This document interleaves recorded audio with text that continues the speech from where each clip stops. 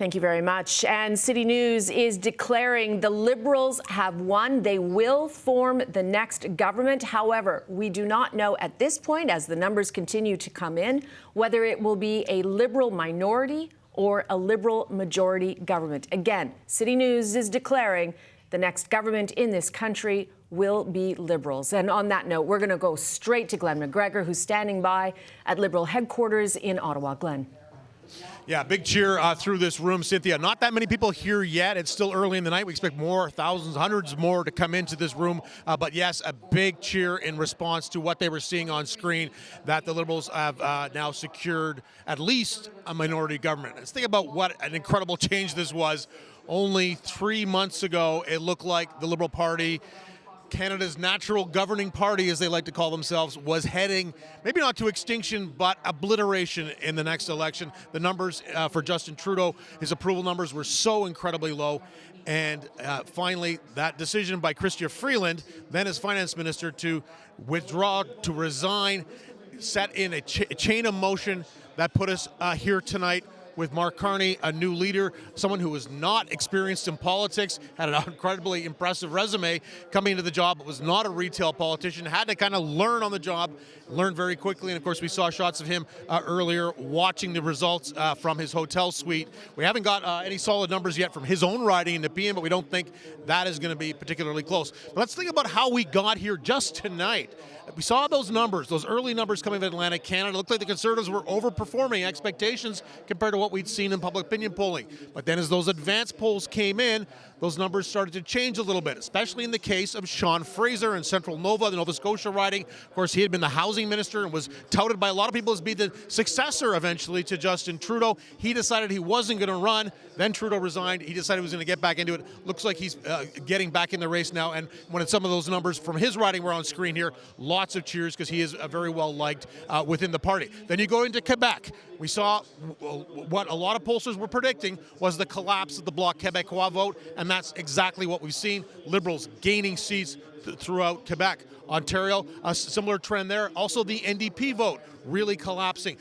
A couple of interesting ridings in Ontario. I want to talk about the riding of Essex in the Windsor area. The two downtown seats in Windsor are held currently by a Liberal and a New Democrat, but the Conservatives tend to do very, very well in the outlying areas, but it looks like the Liberals have a good chance. They're leading right now. Polls are still early, but they have a chance of winning the riding of Essex. It's a much more rural, more agricultural area. That would be a big win for them, and Mark Carney visited that riding twice to highlight the effect of the Trump tariffs on the auto sector and what kind of impact it was going to have in that community.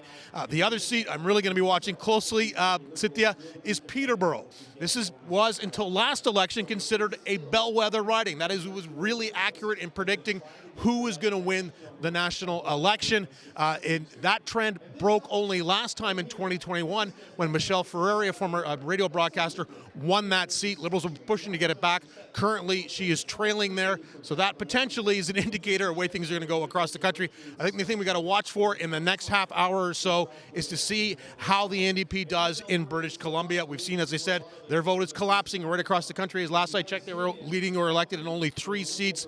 That number could improve in British Columbia because there are some strongholds there for them. Some sort of high-profile New Democrat MPs, people like Don Davies, Jenny Kwan in downtown Vancouver, Peter Julian in New Westminster, and then, of course, you go to Vancouver Island, where the NDP tends to do very, very well, but both the Conservatives and the Liberals had really targeted the island for their leaders' tours, putting a lot of resources into trying to flip those, take those seats away from the New Democrats. So if the NDP is going to remain viable and hang on to party status, they're going to have to do well and hold what they have and possibly pick up some seats in British Columbia. This really matters if Mark Carney can only secure a minority, because if he does, in order to pass legislation, starting with the throne speech when the House of Commons comes back after this election, he's going to need support from another party, and that, of course, traditionally in the last several election cycles has been the NDP.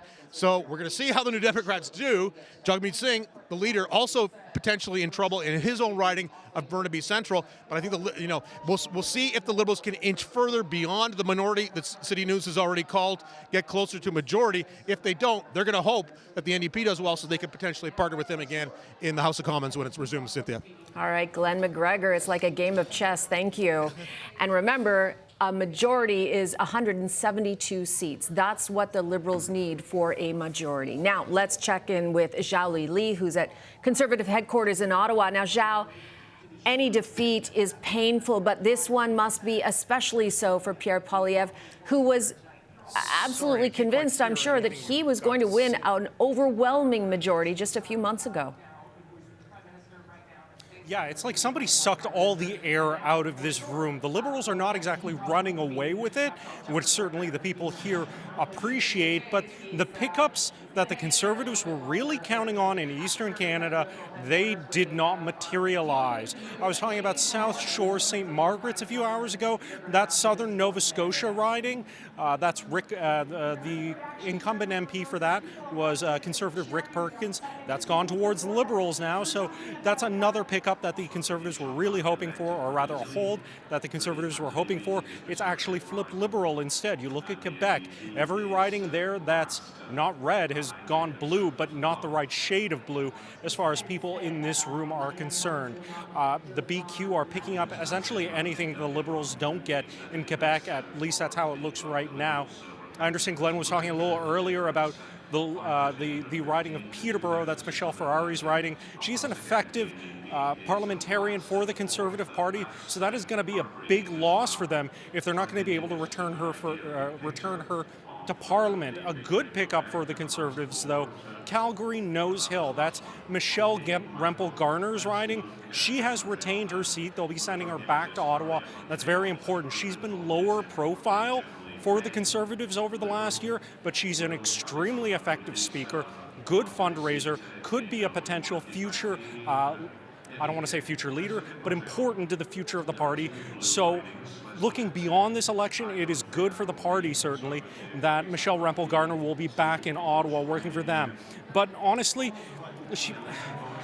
this is a situation where they're really just hoping to be able to hold the Liberals to a minority. They're looking for anything that they can get from the big screen right now, but the numbers just aren't there for them yet. All right, Zhao Li in Ottawa, thank you. All right, let me talk to our pollster, John Wright here. How do you see these numbers? Is a majority within reach for the Liberal government? I'm not sure yet. I think we have to wait for British Columbia. I think that's where, there may be, what we're looking at right now is whether or not the NDP and the Bloc collapsed. I mean, that was the first thing they started looking, and that has actually happened in both Quebec and Ontario. So the real issue now is whether or not that holds out to British Columbia, and the Lower Mainland, in fact, is where the big fights are going to be for those final votes. These are projections. We haven't seen all the votes come in. Right. But you do the numbers on this, and as I said right off the top, I mean, it could be that it is a late night. I think it is going to be a late night. I mean, but it's going to be based on projections as opposed to actual votes at the moment. Jeff, I can't think of a politician who feels worse in this moment tonight than Pierre Poilievre right now. I mean, this is tough. The Trump tariffs have absolutely changed the course of this election for him, as well as Justin Trudeau stepping down, of course. Yeah, I mean, I don't think there's a single Canadian who wasn't paying attention to the threat that Donald Trump was and is. I think the important thing that I believe Mr. Poilievre is probably doing right now is taking a deep breath to ideally be given the opportunity to come back into government and hold a Carney government to account, because I think he has an important role, which will be to say great, we have a Trump issue, but that doesn't net out to a change in affordability. That doesn't take away the tent encampments in people's communities. That doesn't take away the inability for people to afford a home. So these are really important issues that Canadians still care about coming out of this election. I think we're going to see play out in BC. But we know Conservatives are not good to their leaders when they fail to deliver. Sarjeet, how are you interpreting these results? I know you're doing a quiet cheer inside.